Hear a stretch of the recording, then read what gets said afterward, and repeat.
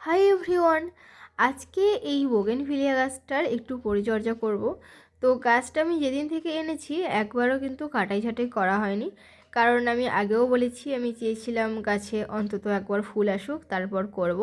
তো ফাইনালি গাছে ফুল হয়ে প্রায় 2-3টে ডালের ফুলগুলো শুকিয়ে গিয়েছিল, তাই আমি কাশ্মীর যাওয়ার আগেই কিন্তু ওই ডালগুলো কেটে রেখে গিয়েছিলাম। তো সেটা এখন আপনাদেরকে দেখাচ্ছি। আর তার পরের ধাপেও কিছু ফুল ছিল, বোগেনভিলিয়াতে তো এরকম হয় যে কিছুগুলো কুঁড়ি থাকে, তারপর থেকে সেখানে আবার নতুন নতুন হয়ে মাঝখান থেকেই হয়ে যায় যদি আমরা কাটাই ছাঁটাই না করি। তো এই যে দেখুন, এদের ফাইনালি এই অবস্থা, পুরো শুকিয়ে গেছে। তো এবারে আমি ডালগুলোকে একটু কাটাই ছাঁটাই করব যাতে আবার নতুন ব্রাঞ্চ আসে। যেমন এই যে ফুলটা দেখতে পেলেন, এটা কিন্তু কাটাই ছাঁটাই করার পরে নতুন ব্রাঞ্চ এসে ফুল এসছে। আর তাই আমি কিছু ডালে কেটে দিলাম।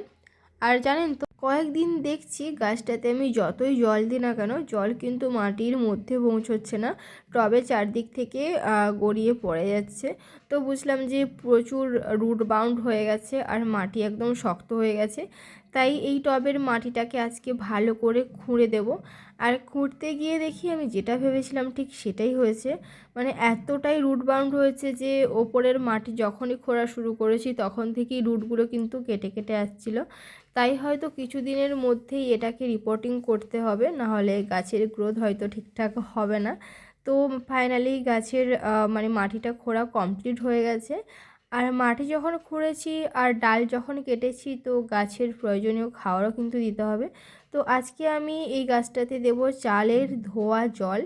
আর চাল ধোয়া জলে থাকে কিন্তু নাইট্রোজেন, পটাশিয়াম, ক্যালসিয়াম, যেগুলো কিন্তু গাছের বৃদ্ধিতে সাহায্য করে, কাণ্ড মজবুত করে, পাতার কালার ভালো রাখে এবং রুট গ্রোথে সাহায্য করে, মাটির উর্বরতা বজায় রাখে। অনেকগুলো গুণ রয়েছে এই চাল ধোয়া জলের, যেটা কিন্তু আমরা অনেক সময় প্রায়ই ফেলে দিই। আর যে সমস্ত সবজির খোসা থাকে কিংবা এই কলার ছাল, তো এগুলো আমি কেটে কেটে এরকম টবের ওপর দিয়ে দিই।